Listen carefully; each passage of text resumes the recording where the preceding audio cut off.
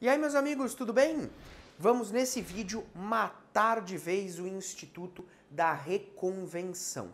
Nós vamos tratar aqui sobre alguns pontos, Algumas informações finais sobre a reconvenção, mas que são fundamentais, que despencam em provas e concursos. Tudo bem? Não sai daí, que eu volto já já.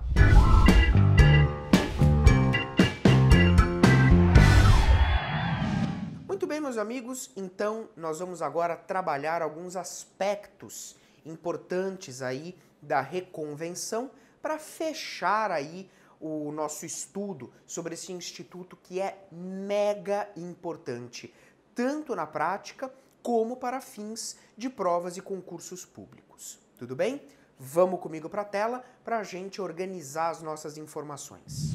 Muito bem, meus amigos, então agora vamos tratar sobre aspectos finais da reconvenção. O primeiro aspecto que eu gostaria de tratar com vocês é acerca da legitimidade ativa na reconvenção. Veja, a legitimidade ativa, em regra, pertence ao réu da ação originária. Se você está acompanhando o nosso curso, eu não te falei agora nenhuma novidade. Isso é um dado um quanto óbvio. A legitimidade ativa na reconvenção pertence ao réu da ação originária. O que acontece é o seguinte: imagine um autor que esteja demandando contra vários réus, B, C, D e E. Portanto, nós temos aqui a formação de um litisconsórcio passivo. Eu pergunto, nesses casos, como se dá a legitimidade ativa? Resposta: nesses casos, a reconvenção, ela poderá ser o que alguns doutrinadores chamam de reconvenção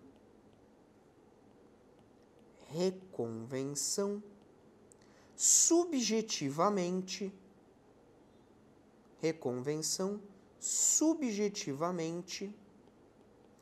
redutora. Reconvenção subjetivamente redutora. O que isso significa? Isso significa que a reconvenção, nesse caso, vai poder ser apresentada por apenas um dos réus. Então, se o B quiser, ele pode reconvir sozinho. Mas, se ele quiser, pode reconvir o B, o C e o D. Portanto, alguns réus optam por reconvir B, C e D. Ou então, todos os réus apresentam a reconvenção, B, C, D e E. Portanto, é possível que um réu reconvenha, alguns réus reconvenham ou todos os réus reconvenham. Tudo bem? Não há problema. Ainda dentro da legitimidade ativa, perceba, o assistente, falando agora um pouquinho de intervenção de terceiros, o assistente litisconsorcial pode apresentar reconvenção? Resposta: pode. Ele pode apresentar reconvenção. Porque o assistente litisconsorcial nada mais é do que um litisconsorte. Tudo bem? No caso de denunciação da lide, o denunciado pode reconvir? O denunciado pode reconvir? Resposta: pode também. O denunciado pode apresentar reconvenção contra o próprio autor, por exemplo, porque o denunciado ele é considerado um litisconsorte. Vai haver aí Não, volta tudo, faz aqui um ponto de corte. Vamos voltar porque essa explicação ficou péssima. E o denunciado, nos casos de denunciação à lide, pode? Resposta, pode. Está aqui também. Tá? O denunciado pode apresentar reconvenção. E o chamado, professor? Lembra daquela forma de intervenção de terceiros, o chamamento ao processo? O chamado ao processo, aquele que foi chamado, pode apresentar? Também pode. Também pode. Tudo bem? Professor, e no caso do incidente, de desconsideração da personalidade jurídica? E no caso do incidente de desconsideração da personalidade jurídica? Veja, o atingido no incidente pode reconvir. O atingido pode reconvir. Tudo bem? Só que tem um detalhe. Porque o prazo para reconvenção aqui, ele só vai ter início depois da decisão que deferir a desconsideração. Ok? E essa decisão de deferimento da desconsideração, ela só acontece ao final do incidente. Tá? Porque o que acontece, né? Você vai ter que aguardar para ver se o juiz vai conceder ou não a desconsideração. Então, se o juiz concede a desconsideração, o atingido pode apresentar reconvenção, tá? Mas só tem aí esse pequeno detalhe que você tem que tomar cuidado. Bom, outro ponto que eu quero conversar um pouco é sobre a legitimidade passiva. Falamos da legitimidade ativa, agora eu quero falar da legitimidade passiva. Eu também começo com uma informação extremamente óbvia para você. Porque, em regra, a legitimidade passiva é do autor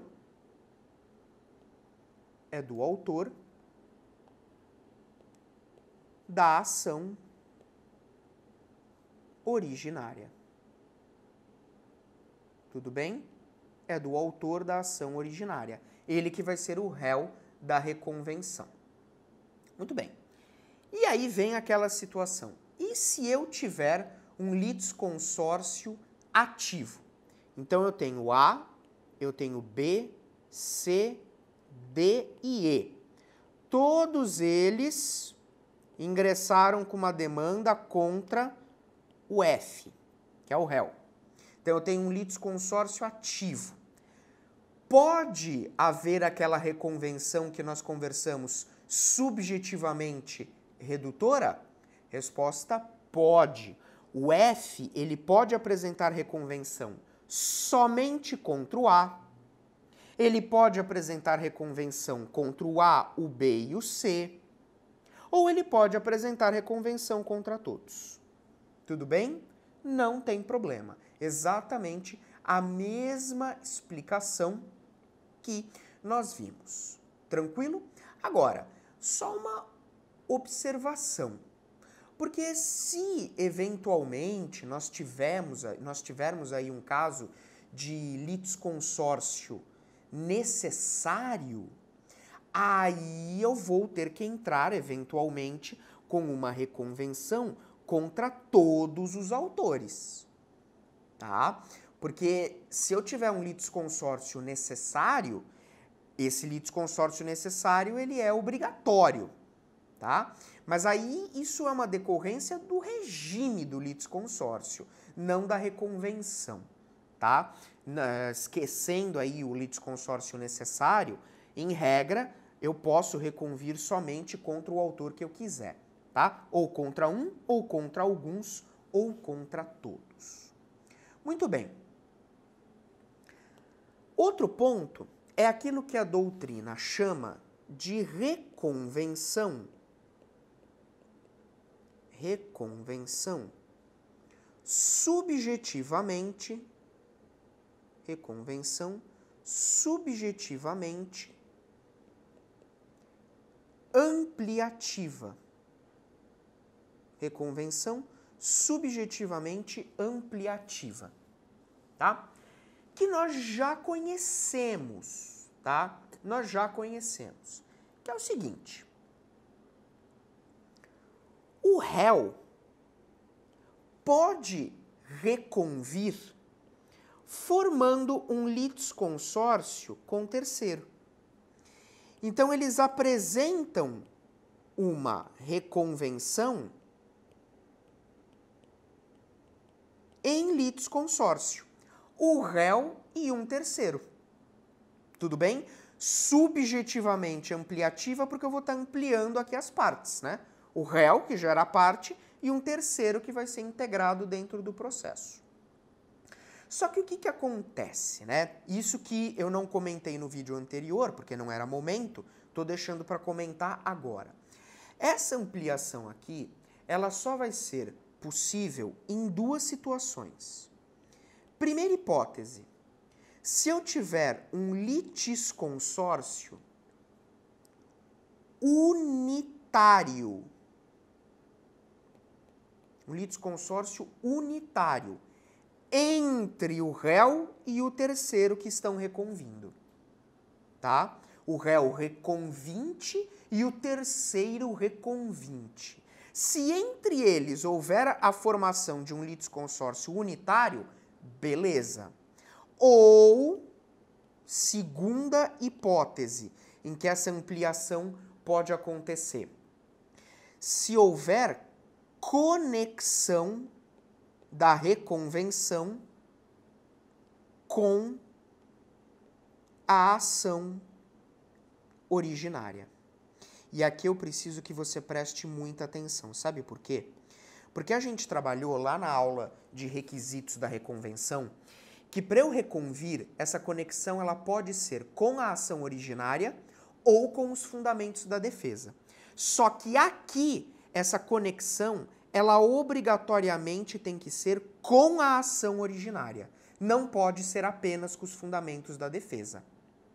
Tá certo? Então, cuidado aí com essa regra, tá? Ainda falando sobre a reconvenção subjetivamente ampliativa, o que pode acontecer? É possível que o réu apresente a reconvenção contra o autor da ação originária e contra um terceiro. Nós também já vimos isso, tá? Também já vimos isso. Só que o que acontece? Nem sempre isso vai ser possível. Quando que eu vou ter as hipóteses? Aqui eu tenho 3. Primeira hipótese. Se entre o autor e o terceiro, que agora eles são os réus da reconvenção, né? O autor da ação originária virou réu da reconvenção e o terceiro. Se entre eles houver litisconsórcio passivo necessário. Se entre eles houver um litisconsórcio passivo necessário na reconvenção. Ok? Segunda possibilidade. Segunda possibilidade. Se eles, autor reconvindo e terceiro reconvindo, se eles formarem um litisconsórcio unitário. Tá bom? Se eles formarem um litisconsórcio unitário. Aqui o litisconsórcio era necessário. Aqui ele é unitário. Ok? Ou, terceira possibilidade, se a reconvenção for conexa com a ação originária. Também não pode ser conexa apenas com os fundamentos da defesa. Tem que haver conexão entre a reconvenção e a ação originária. Ok? Outro ponto. Substituição processual substituição processual na reconvenção.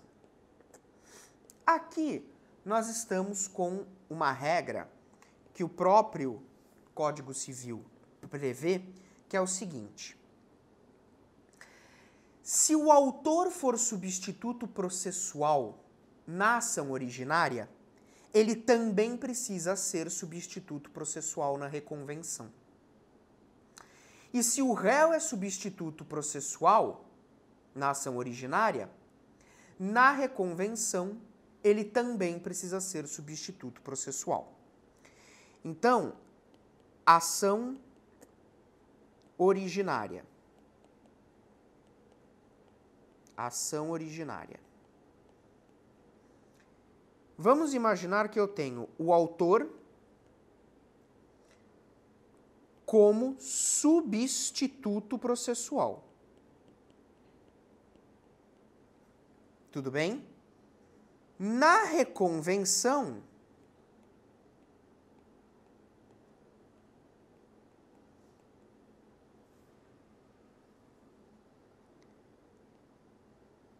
ele também precisa ser substituto processual. Ok? Então o código ele manda preservar a condição de substituto. Se na ação originária o autor é substituto processual, ele está defendendo interesses de um substituído, na reconvenção ele tem que manter essa condição.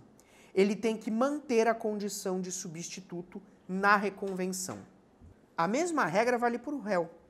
Porque se o réu, ele, na ação originária, for substituto,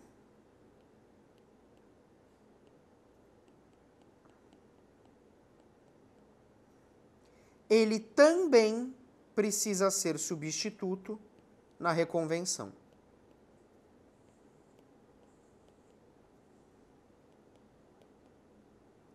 Então, por exemplo, o exemplo que eu sempre dou em sala de aula para os casos de substituição processual. Caso de condomínio, né? Então eu tenho uma casa de praia junto com um amigo, um condomínio com um amigo, né? 50% da casa é minha, 50% da casa é desse meu amigo. Tudo bem? O que acontece? Eu entro com uma ação em juízo para defender os meus 50% e os 50% do meu amigo, tá? Porque nós já sabemos que no caso de condomínio a lei autoriza eu fazer isso. Então eu posso entrar como substituto, eu vou ser substituto processual do meu amigo, porque eu vou estar defendendo os 50% dele. Tudo bem?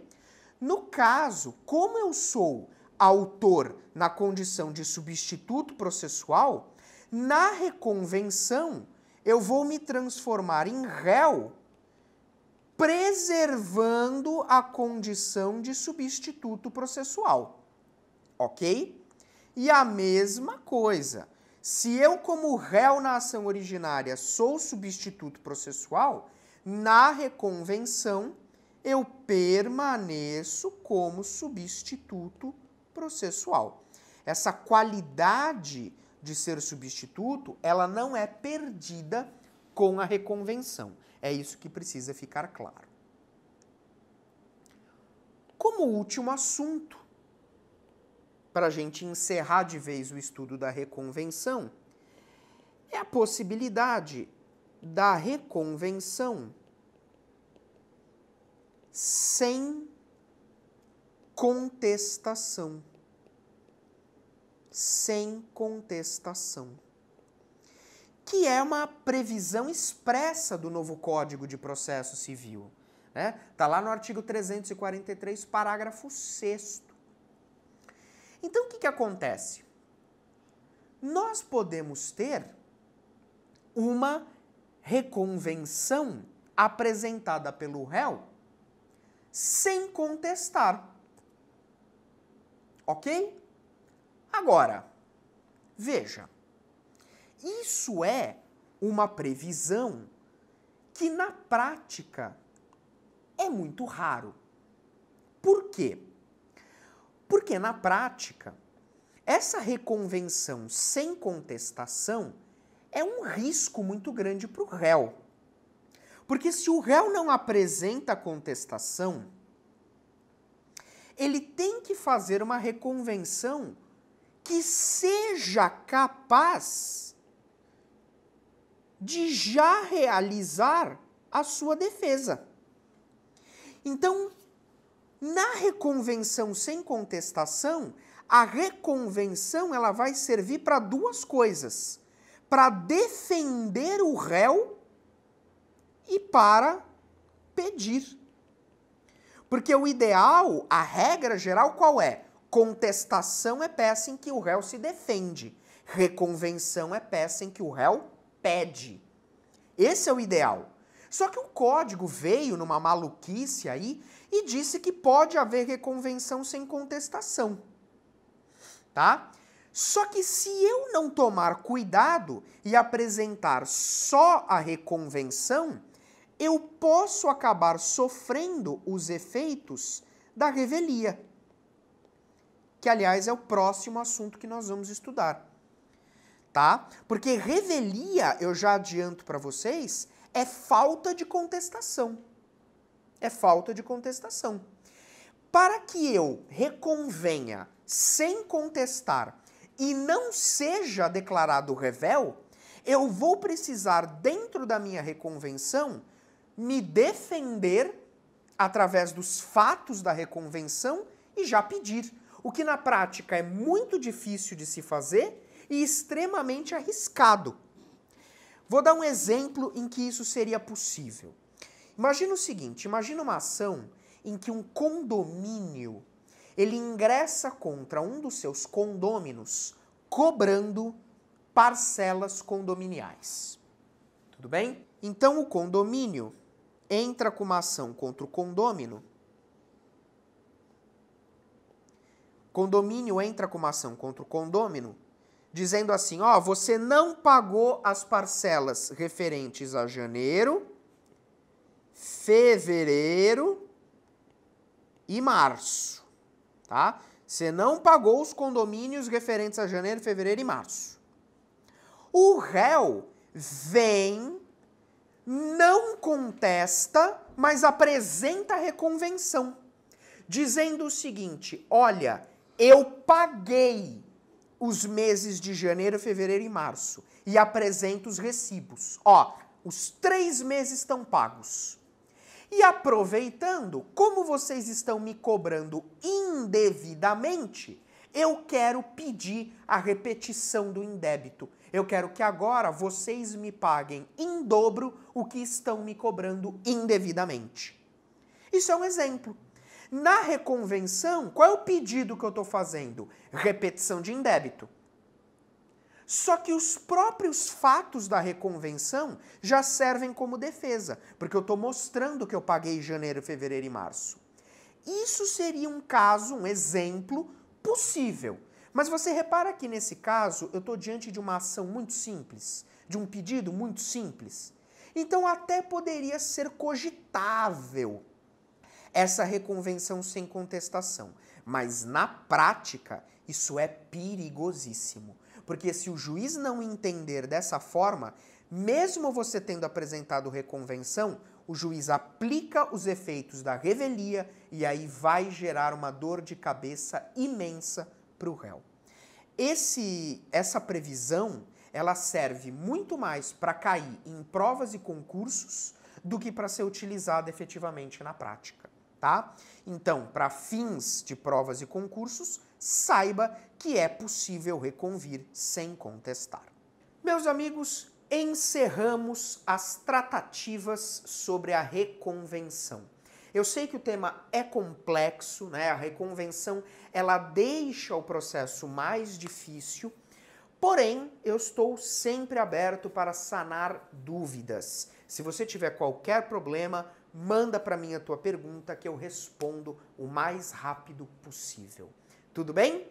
Próximo vídeo, continuamos ainda falando da fase postulatória do processo, mas iniciaremos o tema revelia.